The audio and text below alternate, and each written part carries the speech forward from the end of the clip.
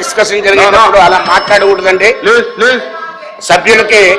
సభ్యులకి నా విజ్ఞప్తి, ఇంత సెన్సిటివ్ ఇష్యూలో మాట్లాడేటప్పుడు మరి అలా అల్లరి చేసుకోవడం ఇది వేరే విషయం కాదు. అల్లరి చేసుకోవడం ఎందుకంటే సమాజంలో మరి అందరికీ ఆ పార్టీ ఈ పార్టీ ఏ పార్టీ లేదు. మనం అందరం కూడా నిత్యము ప్రతిరోజు మరి ఏదైతే చూస్తున్నాం దాని గురించి ఇప్పుడు గౌరవ మంత్రి వర్యులు చెప్పారు ఏదో 2019 అనేది అవన్నీ పక్కన పెడితే అధ్యక్ష, ఇప్పుడు ఈ రోజున మరి భారతదేశంలో మరి మనకి ఆ రోజున నిర్భయ యాక్ట్ అని వచ్చింది అధ్యక్ష.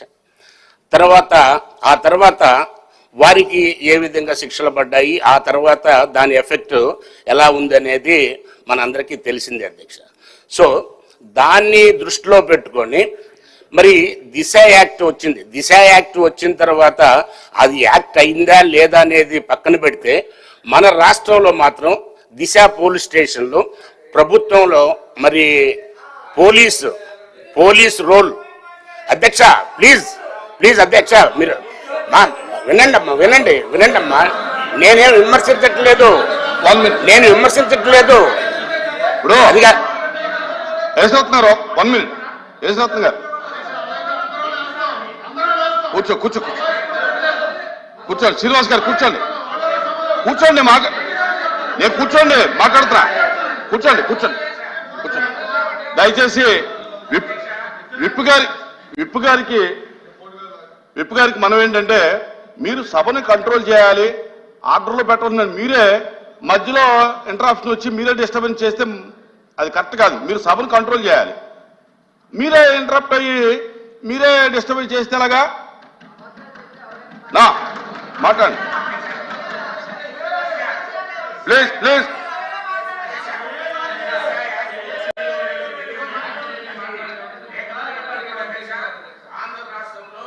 మరి ఆ యాక్ట్ వచ్చిన తర్వాత మరి పోలీసు మరి ఎంత వాళ్ళు ప్రత్యేకంగా అందరికీ తెలిసిందే పోలీస్ స్టేషన్స్ లో ప్రత్యేకంగా దీన్ని కంట్రోల్ చేయడానికి లా అండ్ ఆర్డర్ ప్రాబ్లం చాలా ఉంటాయి కాబట్టి దిశ పోలీస్ స్టేషన్స్ పెట్టిన తర్వాత దిశ పోలీస్ స్టేషన్స్ లో పనిచేసే పోలీస్ ఆఫీసర్స్ ఎంత సమర్థవంతంగా పనిచేసేసి మరి రాష్ట్రంలో దిశ పోలీస్ స్టేషన్ ఉంది, ఒక మహిళలకి రక్షణ కలిగించడానికి ఉంది అని ఈ రోజున ఏ ఇబ్బంది వచ్చినా కానీ దిశ పోలీస్ స్టేషన్కి వెళ్ళి పోలీస్ యంత్రాంగం బ్రహ్మాండంగా ఎన్నో కేసులు సెటిల్ చేస్తున్నారు అధ్యక్ష. ఇది కేవలము మరి అత్యాచారాలు అవి మాత్రమే కాదు, మరి మహిళలకి మరి ఆఫీసులో జరిగే మరి ఇబ్బందులు కానీ మీ క్వశ్చన్ అడగండి.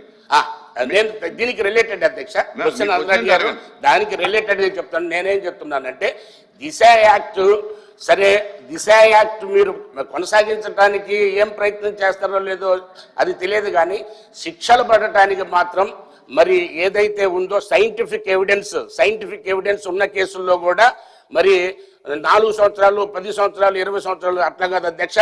మరి నేను తమరి ద్వారా మనవి చేసుకునేది ఏంటంటే ప్రత్యేక కోర్టులు వేసేసి ఇది ఎంత త్వరితగతిన 3 నెలలు 4 నెలలు, ఎందుకంటే సైంటిఫిక్ ఎవిడెన్స్ ఉన్న తర్వాత ఇంకా దాని గురించి పెద్ద ఆలోచించాల్సినంత అవసరం ఏం లేదు అధ్యక్ష. గౌరవ మరి మన ముఖ్యమంత్రి గారు కానీ హోంమంత్రి గారు కానీ దీంట్లో చొరవ తీసుకొని మరి దిశ ఒకవేళ మీరు అది వేరే ప్రభుత్వం పెట్టింది కాబట్టి ఆ పేరు కొనసాగించాలా లేదనేది కాదు. ఈరోజు ఆంధ్ర రాష్ట్రంలో బ్రహ్మాండంగా ఎక్కడ మరి ఏ ప్రాంతంలో పట్టినా కానీ దిశ యాక్ట్ ఉందని ఒక భయంతో ఉంది అధ్యక్ష.